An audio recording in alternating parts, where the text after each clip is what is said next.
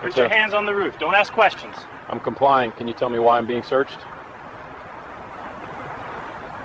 Keep your mouth shut or this gets much longer for you. I want your name and badge number, please. Some people forget that cameras remember everything. Officer Trent Kowalski forgot that on a Tuesday afternoon in broad daylight with his own body cam clipped to his chest. What happened in the next 11 minutes would cost him his badge, his pension, and $500,000. Before we continue, let us know where you're watching from. Drop your city or country in the comments, and don't forget to subscribe and like the video if you're watching this for the first time. Stories like this one, you don't want to miss them. Trent Kowalski had been with the Millbrook City Police Department for 9 years. He wasn't the worst officer on the force, but he wasn't close to the best either. His supervisors described him in performance reviews as capable but inconsistent. His colleagues had a different word for him: difficult. Trent had a way of making simple situations complicated.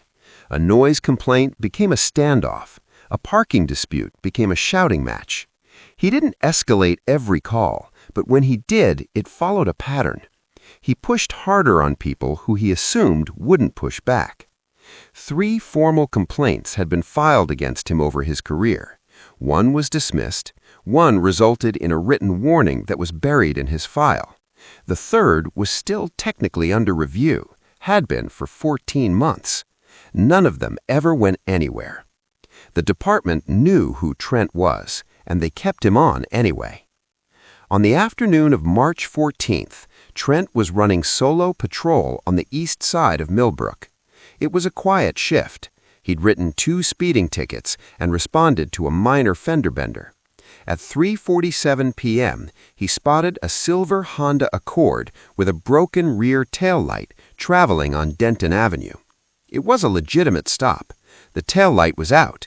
That part wasn't in dispute. He activated his lights. The Accord pulled over within seconds. No delay, no hesitation.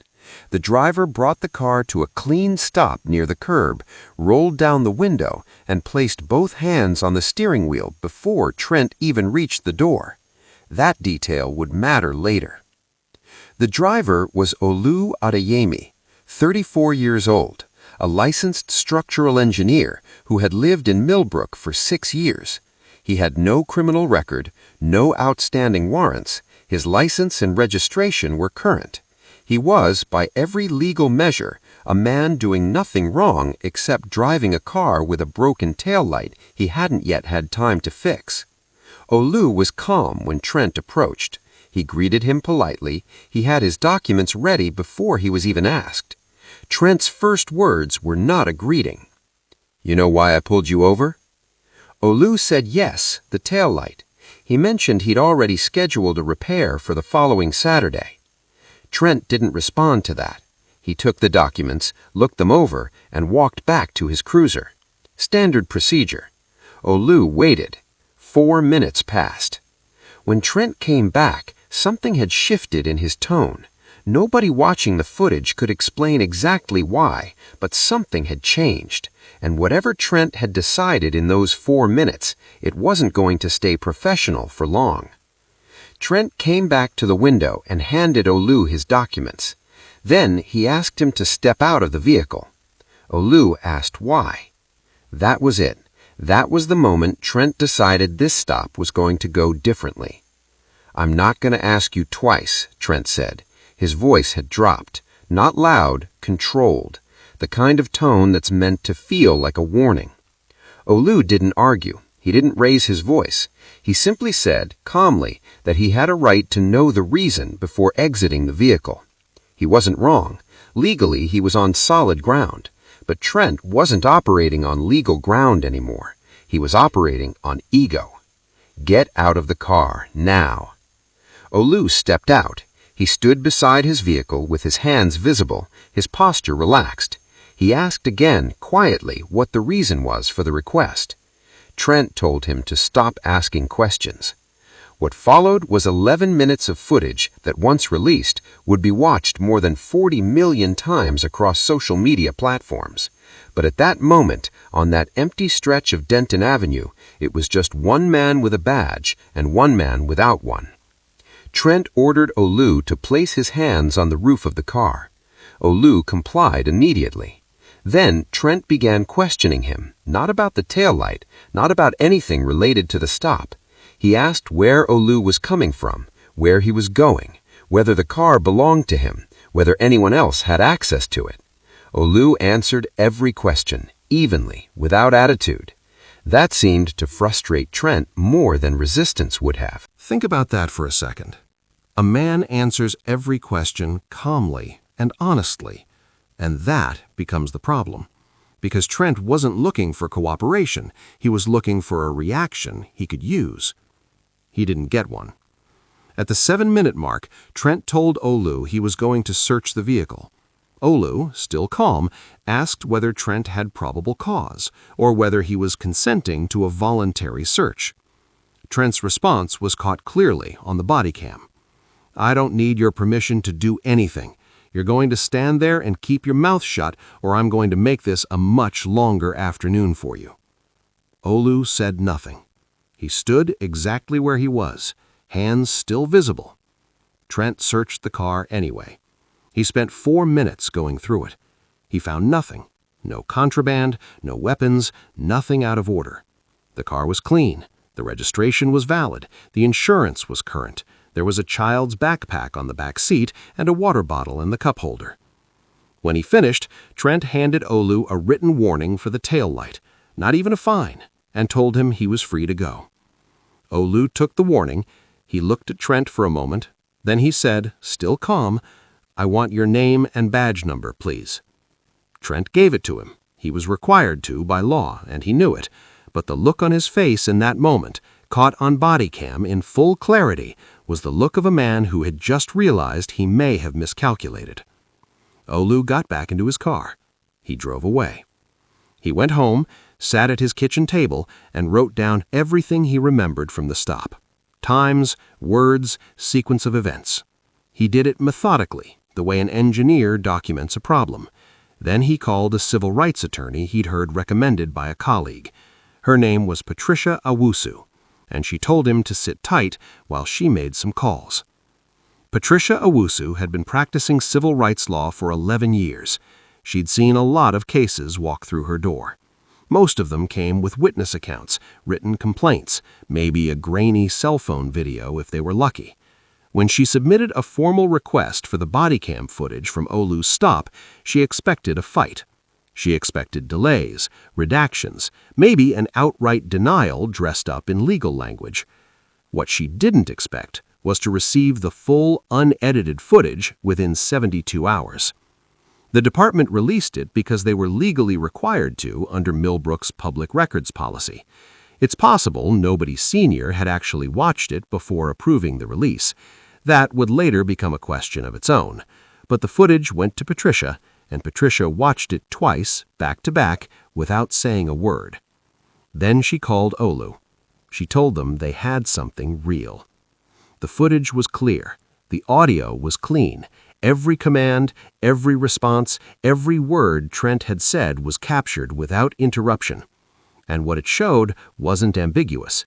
It showed a man with his hands on the roof of his car, complying with every instruction, asking reasonable legal questions, and being threatened for it. Patricia filed a formal complaint with the Millbrook Police Department's Internal Affairs Division on a Friday afternoon. By Monday morning, she had also sent a copy of the footage to 2 local journalists she trusted. By Tuesday, it was everywhere. The clip that spread fastest was 47 seconds long. It started at the moment Trent told Olu to keep his mouth shut and ended with the illegal search of the vehicle. No commentary, no captions, just the raw footage. And people watched it. They shared it. They tagged news stations, elected officials, civil rights organizations. Within 36 hours, the video had been viewed over 12 million times. By the end of the week, that number had tripled. The Millbrook Police Department released a statement. It was 3 paragraphs long and said very little. They confirmed the footage was authentic. They said the incident was under internal review. They said the department was committed to professional conduct and community trust. It was the kind of statement that satisfies no one and is written precisely for that reason. Trent was placed on administrative leave with pay.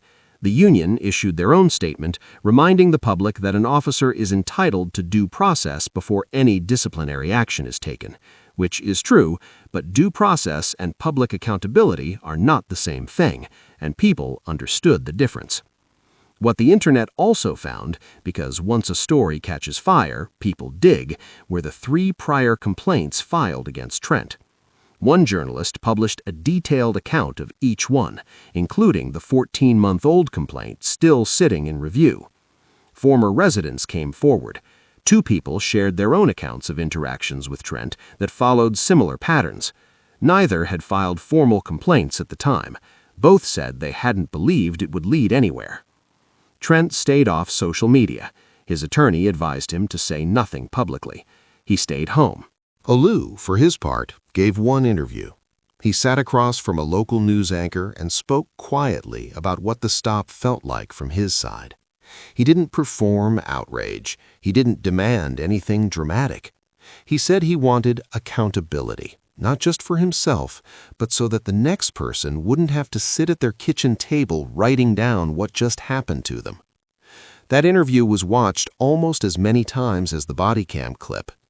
And somewhere in a law office across town, Patricia Owusu was already drafting the civil lawsuit.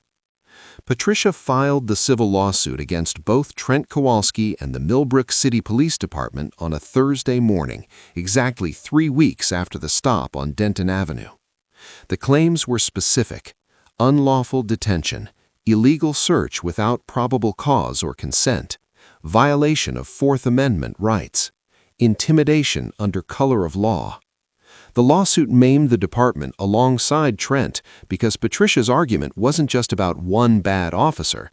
It was about a system that had received 3 complaints about this man, done close to nothing, and handed him a badge and a patrol car every single morning anyway. That argument was the one that made the city's legal team uncomfortable.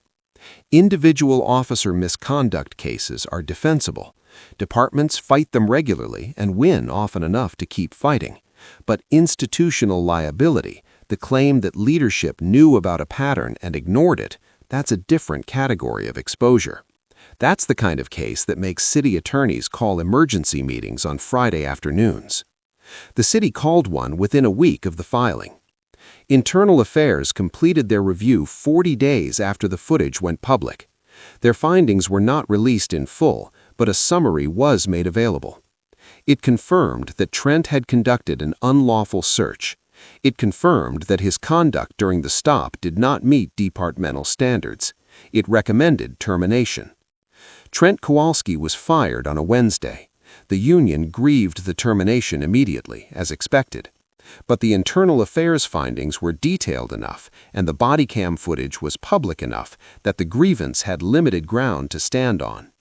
His 9 years on the force ended with a termination letter and a box of personal items from his locker.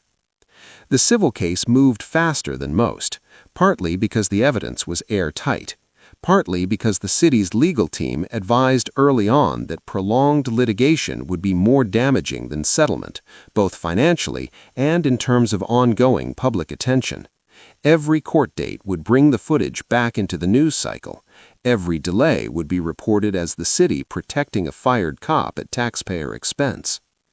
Discovery began anyway, and what came out during that process added weight to what Patricia had already argued. Internal emails showed that a supervisor had flagged Trent's conduct twice in the past 4 years, not through formal channels, but in written communications to a senior commander. Those emails suggested a pattern of complaints being informally managed rather than formally investigated. One email used the phrase "handled quietly." Another described a complainant as unlikely to escalate. Olu's attorney presented those emails as evidence that the department had not simply failed to act, they had actively chosen not to. That changed the shape of the case significantly. Olu sat through the deposition process with the same composure he'd shown on Denton Avenue. He answered every question directly. He didn't exaggerate. He didn't minimize. He described exactly what had happened and exactly how it had affected him.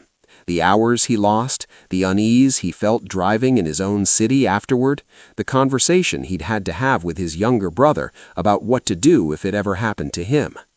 That last part, the conversation with his brother, was one of the details that stayed with people who followed the case, because it wasn't dramatic, it was just true. And true things, spoken plainly, carry a weight that courtroom language rarely does.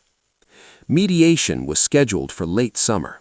Both sides arrived knowing the city wanted this resolved before it went to trial. Patricia walked in with the internal emails, the Bodycam footage, the prior complaints, and 11 years of experience reading a room. She knew what she had, and she let the city's attorneys know she knew. The number on the table at the end of that session was $500,000. The settlement was signed on a Tuesday afternoon in a conference room with no cameras and no audience. Olu Adeyemi walked out with $500,000 and a confidentiality clause that covered the specific terms of the agreement, but not the amount. The city chose to disclose the figure publicly, likely calculating that transparency was cheaper than the appearance of secrecy. Millbrook's mayor released a statement. It acknowledged that the stop had not met the standards the department was held to. It stopped short of a direct apology, but included language about reform and accountability. Patricia called the statement inadequate in a press conference the same afternoon. She was measured about it. She said the money mattered, but it wasn't the point. The point, she said, was that it took a viral video for any of this to happen. She was right. And that's the part worth sitting with. Trent had 3 complaints filed against him before Olu ever drove down Denton Avenue. 3 separate people had taken the time to formally document what he had done to them. And the system had absorbed those complaints, processed them slowly, buried one, dismissed another, and left the third in a queue for over a year. Trent kept his badge through all of it. He kept his patrol car. He kept his access to people who had no camera running when he pulled them over. The only thing that changed the outcome was footage, undeniable, time-stamped audio-clear footage that the department itself was required by law to hand over. What happened to the people whose complaints came before Olu's? They didn't get settlements. They didn't get press conferences. They got letters telling them their cases had been reviewed. One of them spoke briefly to a journalist after the story broke. She said she filed her complaint because she believed in the process. She said she stopped believing in it about 6 months later when she heard nothing back. Her name was never part of the national conversation. It probably should have been. Trent's termination was upheld. The union's grievance process ran its course and didn't reverse the decision. He lost his pension entitlements tied to conduct-based termination under departmental policy. He was, as of the last public record available, not employed in law enforcement. The Millbrook Police Department announced a series of reforms in the months following the settlement. Mandatory review cycles for open complaints, a new threshold for how long an investigation could remain in informal status, additional body cam audit procedures. Whether those reforms were implemented fully and whether they held is a question that only time and consistent public attention can answer. Olu Adeyemi returned to his work. He gave no further interviews after the settlement. His attorney said he considered the matter closed and was focused on moving forward. He had wanted accountability. He had documented everything carefully, stayed composed under pressure, and trusted a process that, this time, worked. Not because the system was reliable, but because the camera was. That's the uncomfortable truth at the center of this story. Olu didn't get justice because the department self-corrected. He got justice because 40 million people watched what happened to him. The accountability wasn't built into the system, it was forced on the system from the outside. And for every Olu, calm, prepared, connected to a good attorney, fortunate enough to have the footage released, there are people who don't have those things, who drove away from a stop like that one, wrote nothing down, called no one, and just tried to move on. So the question this story leaves behind isn't really about Trent Kowalski. He made his choices and he faced his consequences. The question is about the structure that protected him for 9 years until it couldn't anymore. About who decides which complaints get buried and which ones get resolved. About what accountability looks like when there's no camera rolling. Olu Adeyemi sat at his kitchen table the night of that stop and wrote down everything he remembered. That decision, quiet, methodical, unglamorous, was the first link in a chain that ended in a conference room with a signed settlement. Most people wouldn't have done that.